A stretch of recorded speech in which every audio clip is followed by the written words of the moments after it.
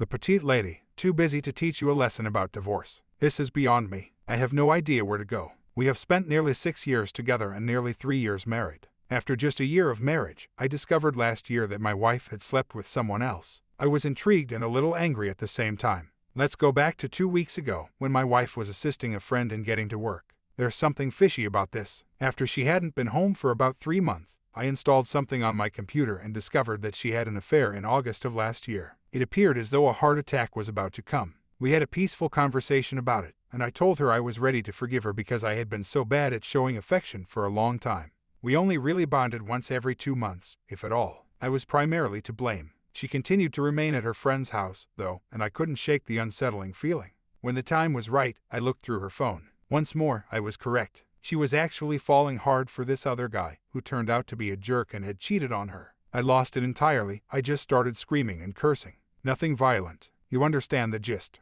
They had several sexual encounters and had been conversing the entire time she was there. I brought it up, and now she's saying that she wants to resolve things with me. Yes, I do wish to resolve the issue. However, I find it impossible to shake the feelings of hatred and disdain I have for her. Here, a couple more variables come into play. 1. She bought him items worth thousands of my dollars, and I struggle to get the money I need each week. 2. It's possible that she got an STD, and the most crucial 3. She still doesn't seem to be truly regretting anything. She apologizes, but it doesn't satisfy me. 4. I pay all the bills, I'm pleasant and supportive, and the last man was a total jerk. Avoid casting too much shadows. Why not him? I need assistance getting over everything. I really do want to make things right, but I need to get past this. I'm certain I won't forget. I just need somewhere to discuss this with someone. In any case, I don't really think of the first as cheating. Well, sort of, but not really. She says she wants to make our marriage work. As do I get it. I contributed to the issue. She had often warned me that it would be problematic if we had sex without showing any emotion. Simply said, I haven't witnessed anything that approaches genuine remorse. I assured her that things would drastically alter and that if she wanted a jerk, I would provide it to her. It really doesn't matter if it's a girl or a guy, I suppose. It is unethical to cheat. I would like to know if there is any way that we can resolve this. In a roundabout manner, I know I'm mostly to blame for this. I adore her still. I didn't have the same level of sex drive as her. I suppose I'm waiting for her to have a breakdown and truly understand what she done. It hasn't actually occurred yet. Alternately, perhaps it has and I've missed it. I'm going out the door if nothing works. Still, I've brought her back home with me. She returned home and stayed after I told her about the first guy. I learned about the second around 10 days later. Although I am aware that I am creating excuses, I am attempting to console myself. I suppose. Why we weren't having sex is beyond me. My sex urge was non-existent. I have no idea why it was so horrible. She was still attractive to me, but I just wasn't interested in having sex with her. I don't know why, but after a performance I would really tell myself, well, don't have to do that again for another month. I know that sounds horrible. I want to know if my testosterone levels are low. In addition to the STD test, I also need to be tested. The only person working is me. Thus, every penny that comes in and goes out is for my labor. She attends school. After I confronted her after learning about the first guy, she lost it. And the day before I learned about the second guy, I broke down. She apologized repeatedly for hurting me. I inquired as to her preferred partner. She informed me that she knew she wanted me when I found out about the first guy. She made an attempt to discuss the lack of sex with me. I suppose I didn't strive to change or listen. I guess I was taking her for granted. I made that error. She said the second guy showed her love and care when I questioned her why. She hasn't touched the second guy financially since I confronted her about the first one. That, in my opinion, demonstrates some moderation, but not enough. I have asked her how she feels and just said how I feel, without pleading for my marriage. She says she'd like to resolve the issue. I overheard her telling a common acquaintance that she doesn't think she deserves me in a message. That might be accurate. She has been putting some effort into solving the issues. She is getting me checked out and scheduling appointments for STD testing. There won't be any more opportunities. Even though it was dishonest, I was more inclined to forgive the woman situation. It was a fantasy, too. I'm giving up and throwing in the towel if this doesn't work. Though I don't want to give up just yet, I will if things don't get better very soon. I'm currently compiling a list of requests, such creating a bank account on my own and requesting that she not communicate with her boyfriend, and so forth. After 3 months, almost 3 months have passed since I learned of my wife's extramarital affair. Things are going well so far as we've been working on them. Instead of constantly putting her first, I've really taken the time to reflect on who I am and what I want. I've always seen of myself as a good man, so I didn't worry about who she was with and let her do anything she wanted.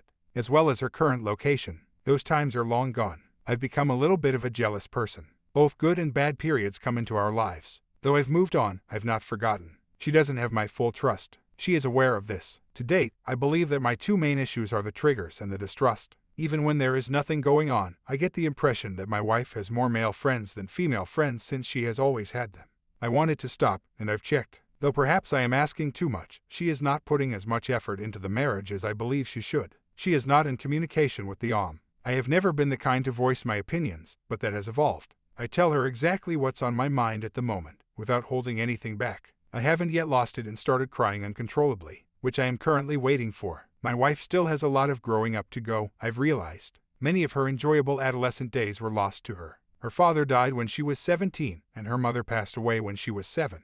And up until my involvement, she had been taking care of herself. She now longs to go back to those times. She has improved as a result of my constant pressure for her to mature. My wife and I met when I worked as a club DJ, by the way. Unrelated to the affair, I no longer work there. One night when I wasn't performing, I went on the rampage. The OM was there, and I informed his roommates that if I saw him again, it would be on, and if they didn't like it, I would do the same for them. Do I feel proud of that? No, but I had to get that off my chest. At the time, I was inebriated and didn't give a damn what anyone thought.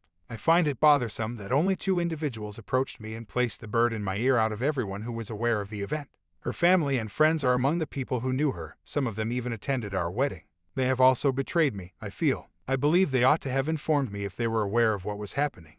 Finally, I just want to say that I still hurt a lot. I'm appreciative of my pals since I can confide in them and follow their counsel. I talked to my best friend after having a brief period of self-exasperation, and he informed me what I stood to lose. The friends I do have are genuine, even though I don't have many. Although I am still extremely stressed out all the time, things are improving daily. I was unaware of the first man. I was at a racetrack, and they had met at a bar. She went home with him after getting wasted with a few of her pals there. Although I had seen the second one, I knew nothing about him. None of the 20 guys she probably has as friends are close pals. She went to school with more people. Hardly ever does she see them. The majority of them I've known for at least 6 years. There's only one I don't trust right now. He spent years going in and out of jail. There hasn't been much communication with this individual. Why am I squandering my time? Because I care about her and I think there's a chance that things will turn out okay. In my opinion, a person's marriage shouldn't be abandoned when they make mistakes. I'll stay if there's a chance for reconciliation. After a year, if I still don't notice any progress, I'll know that I tried my hardest, but it was unsuccessful.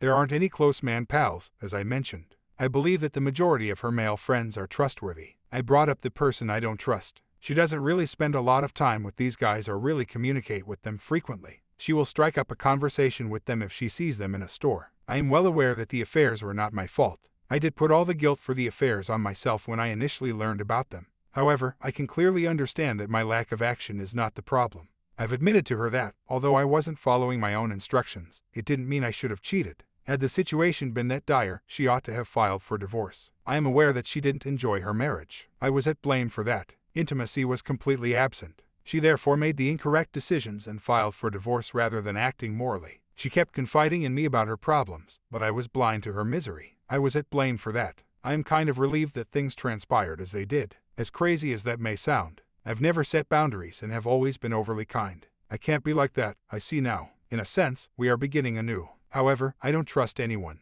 I'm sorry, but this is no longer a fairy tale. It takes a lot of labor, but only if she makes an effort. I'll give it a shot then. It will be all right, at least in part, as long as things keep getting better. The marriage has reached its end if things start to go wrong once more. However, I can say that I tried my best and made a good attempt. After my wife's extramarital encounters for 4 years, I was attempting to heal. I was perhaps too naive and should have left at that point. So here I am once more. I apologize if this seems a little rambling. Since learning the most recent, I haven't gotten much sleep. To cut a long tale short, during the past few years or so, I have noticed a shift in my wife. She began going out frequently, binge drinking, and spending the entire evening out. She would frequently leave again only to return after noon the next day. Among the people she was hanging out with were those I knew, and I repeatedly confronted her about her adultery. She consistently disputed it. Her responses never really satisfied my thoughts. I discovered proof of her sexting another man, confronted her, and ended the conversation. She was also wasting money left and right on top of this. We spent more than 25% of our yearly salary on eBay purchases. She may also have undiagnosed borderline personality disorder, in my opinion.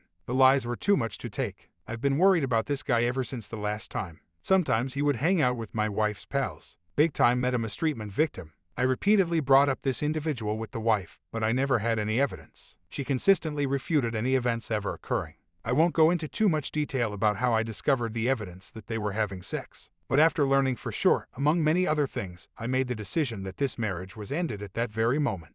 I left right away. I want to make sure I don't make a mistake, which is why I haven't dropped the bomb just yet. I've been pretending to be happy and not moving out, creating the impression that everything is as it should be. I have a consultation with a lawyer scheduled for next week. Right now, I have $500 in my possession. I only had that because I withheld from my wife the money I earned from side gigs so she wouldn't squander it. After paying $150 for the consultation with the lawyer, I should be able to decide whether to file for an at-fault divorce, or no error. It is quite tough in my state to establish adultery in court. Essentially, she would need to testify that she had an affair. I have a good feeling about the course of action the attorney will suggest. Neither should I be required to pay spousal support. I've been putting together a plan for property settlement, simply maintaining a running list of the things I desire. I couldn't decide if I should give up or keep fighting for whatever I can. I'm very confident I'll be trimming my losses, though, given my financial situation. I just cannot afford to spend a significant amount of money and perhaps receive nothing in return. But we'll talk about this with the attorney next week. I guess this is primarily a way to vent and get some frustration out. My thoughts are always racing. I'm upset with myself for wasting so much time on a one-sided partnership.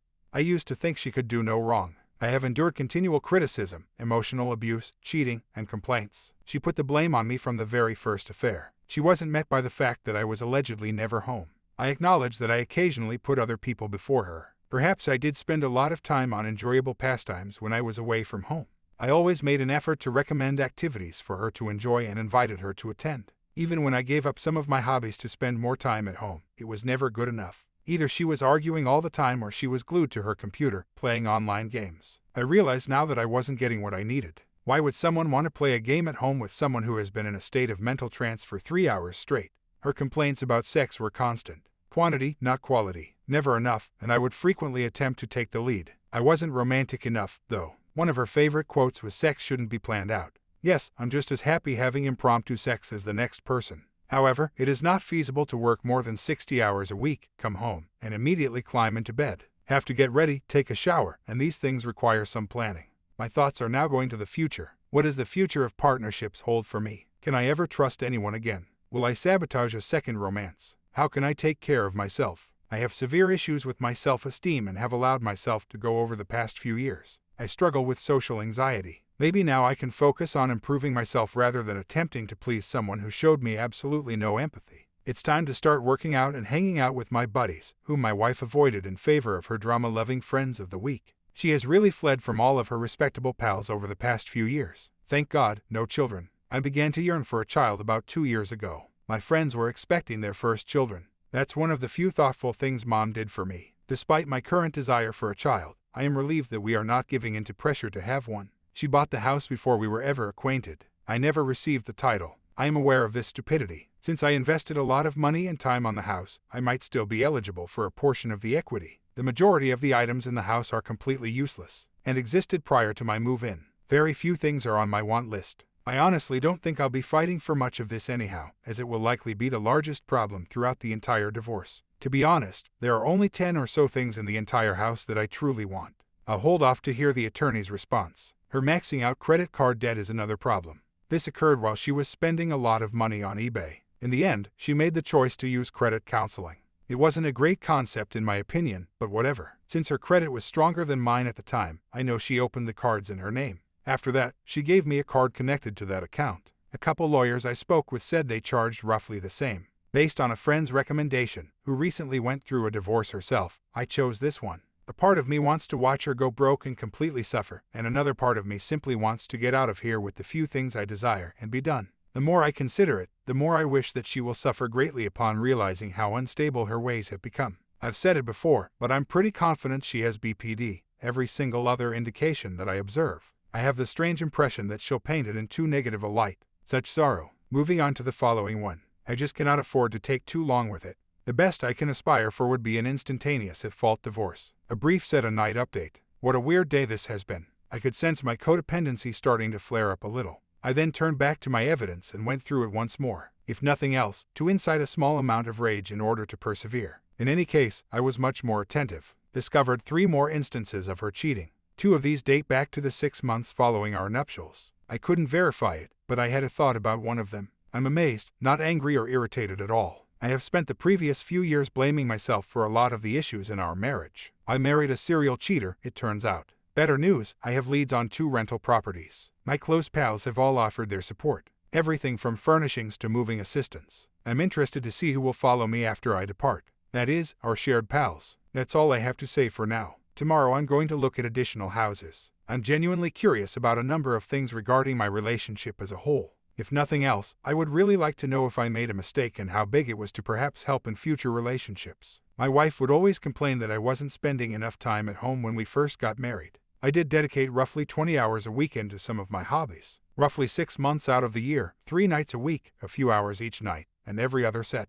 Apart from this, I was in my house. She did not have a job and no interests of her own for the most part of this time. I attempted to help her discover a pastime. Online gaming was the only one she could find. Recall Candy Crush. I also attempted to pique her curiosity in my pastime. She told me she was interested in the same pastime while we were dating.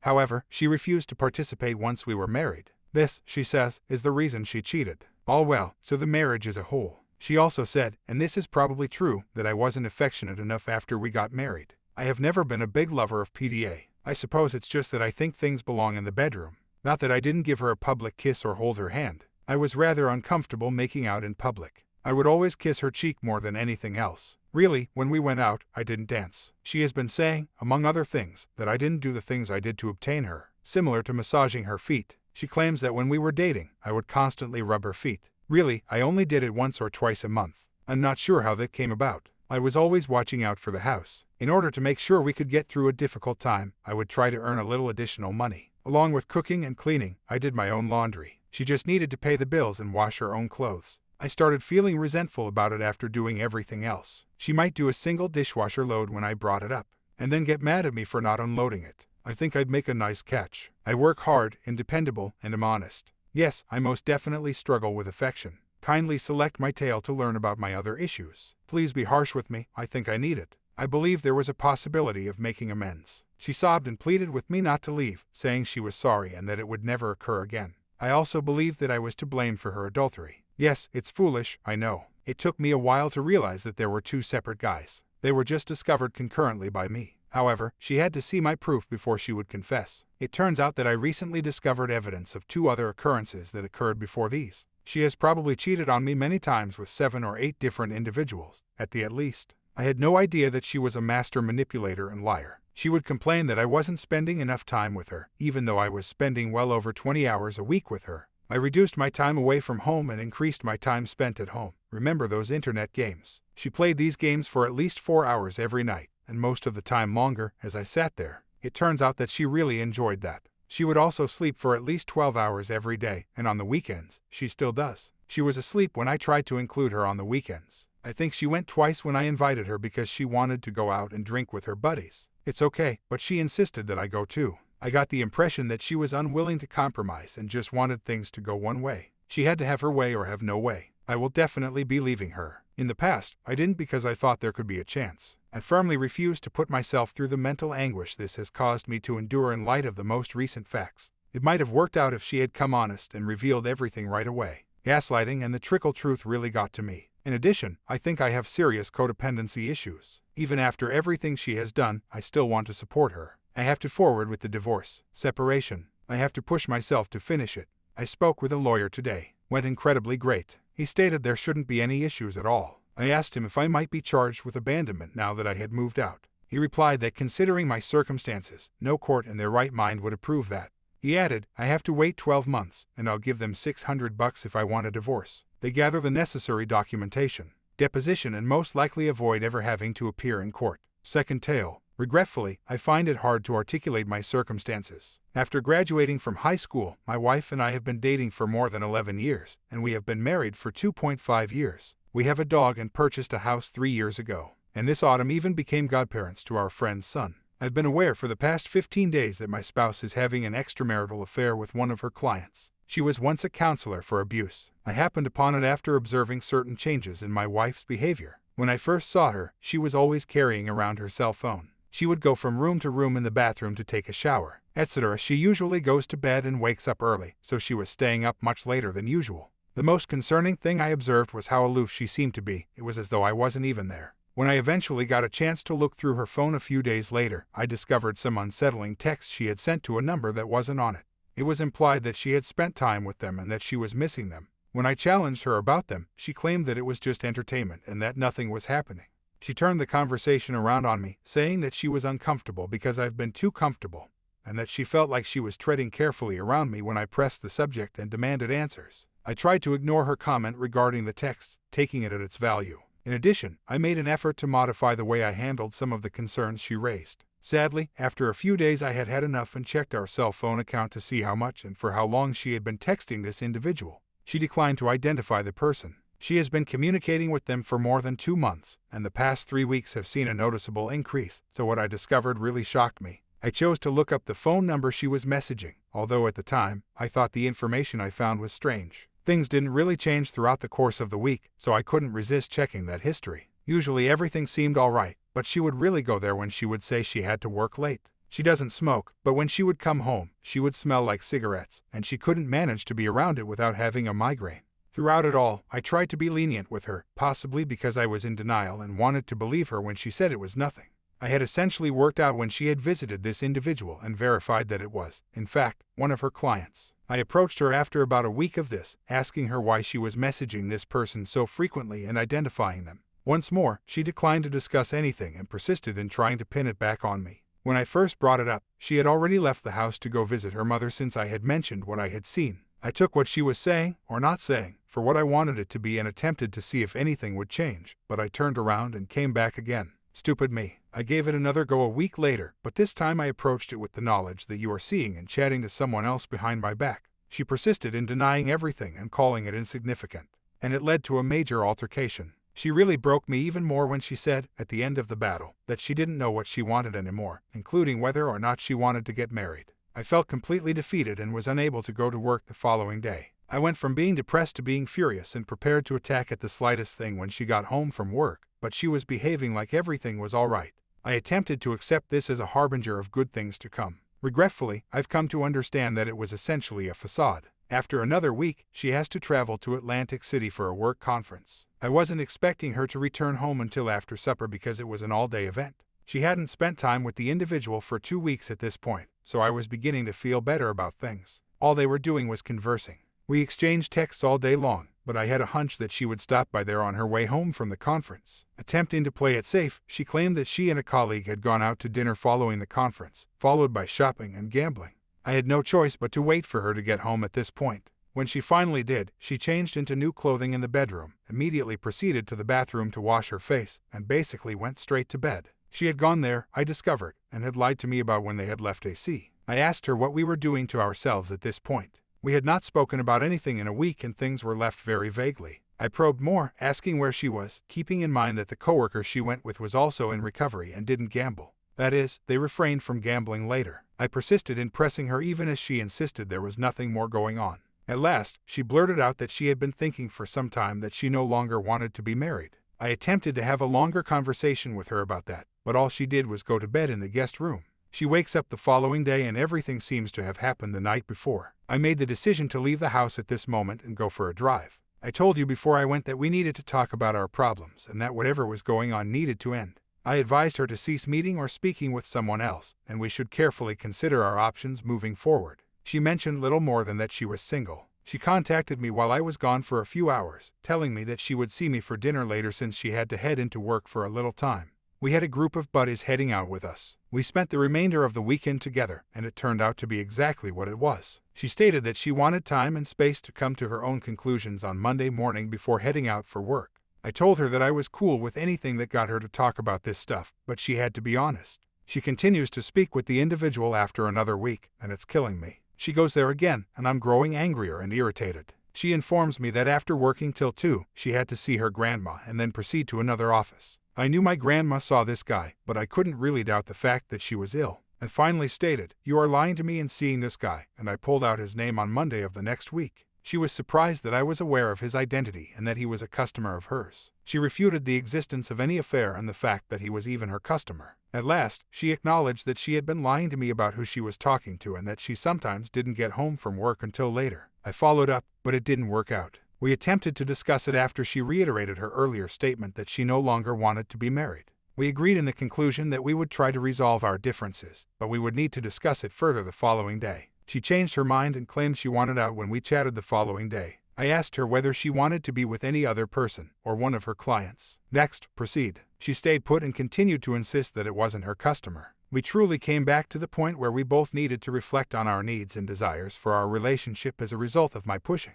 It had been a week since our conversation about everything last night. We've been essentially living together for the past week, and she appears to be okay with that. I'm tormenting myself in the hopes that she would change her mind. We have a trip planned for the end of May, so I'm trying to convince her to work on things up to then, and then we can see how things stand. As I've already stated, given our current state of uncertainty, I'm not sure if it's best for us to be leaving. She is unaware of how much I know about things. Because of where she works and the fact that their meetings seem to be last minute, it's difficult for me to try to catch her in the act of seeing the guy. I want to try and make things right with her in spite of everything, but I'm not sure if that's still possible. She's risking her job by even hanging out with this guy, who isn't exactly a model citizen, so I'm worried about her. Since I essentially let it to get to this point, I feel like a sucker about the whole thing. It also kills me because, until I spotted her acting differently, everything seemed to be going well with us. I'm unsure of what to do after that. Thoughts: I've been vacillating between doing nothing and nothing. Undoubtedly been in a state of limbo, which I contributed to by failing to adopt a more assertive posture early on.